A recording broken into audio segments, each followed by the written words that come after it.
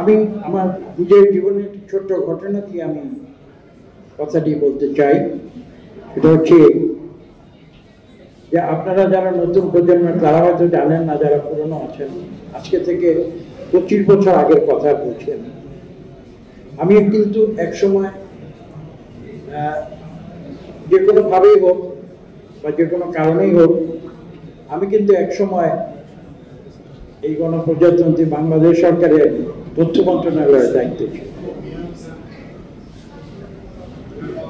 এবং যারা এখানে প্রবীণ সাংবাদিক রয়েছেন তারা হয়তো জানেন,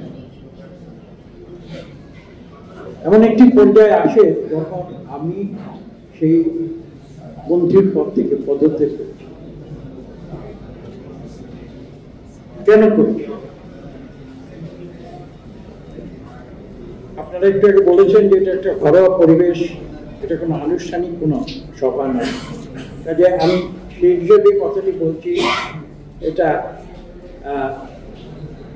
সেভাবে আনুষ্ঠানিকভাবে বলছি না। কাজে আমার বিশ্বাস আপনারা সেই কথাগুলো এই পক্ষের বাইরে আলোচনা করবেন না, সেই অনুরোধ করছি।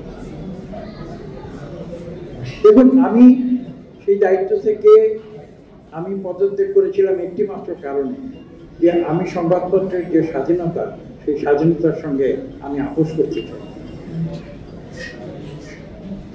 এটা বলার অপেক্ষা রাখি না।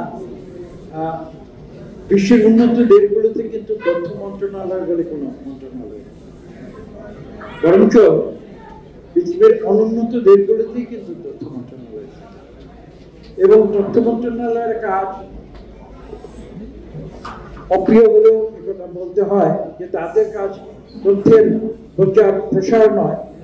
অনেক ক্ষেত্রে তথ্য মন্ত্রণালয়ের কাজ হয়ে থাকে অনুন্নত দেশগুলোতে তথ্যকে সংকুচিত। আমি আশা করি আপনারা বুঝতে পারছেন যে আমি কি বলছি। এবং এমন একটি পর্যায়ে এসেছিল যখন আমি সেই তথ্যকে সংকুচিত করতে সম্মত ছিলাম, এবং সেই পরিস্থিতিতে আমি নিজেই তথ্য মন্ত্রণালয় থেকে সরে দাঁড়াই। আমি গল্পটি বলছি এই কারণে যে আমি জানি, যে কথা একটু আগে বলেছি, যে আপনাদের দায়িত্ব পালন যে কত কঠিন। আমরা নিজেরাই সমালোচনা করি সাংবাদিকদের, সঠিকভাবে রিপোর্ট করছে না, কোনো পক্ষ নিয়ে রিপোর্ট দিচ্ছে, বস্তুনিষ্ঠ সাংবাদিকতা হচ্ছে না। কিন্তু তারা যে কি পরিস্থিতির ভিতরে বিভিন্ন কাজগুলো করে সেটা আমাদের খেয়াল রাখতে হবে। এবং আমি নিজে সেই পরিস্থিতি পরিবেশের ভিতর দিয়ে গিয়েছি। আমি যখন তথ্য মন্ত্রণালয়ের পদ থেকে পদত্যাগ করি, তার প্রায় 5-6 পরে বাংলাদেশের যিনি অ্যাটর্নি জেনারেল ছিলেন, তিনি আমাকে বলেছিলেন, একটি মামলায় রায় হওয়ার পরে, তিনি সংবাদপত্র মিডিয়া সংক্রান্ত একটি মামলা রায় হওয়ার পরে তিনি আমাকে ফোন করে বলেছিলেন যে ডক্টর মঈন খান, আজকে কিন্তু আপনার কথা সঠিক প্রমাণিত হয়েছে। আমি তাকে জিজ্ঞেস করেছিলাম কি হয়েছে। তিনি বলেছিলেন যে ওই মামলায় কিন্তু সরকার পরাজিত হয়েছে। আপনার কথা,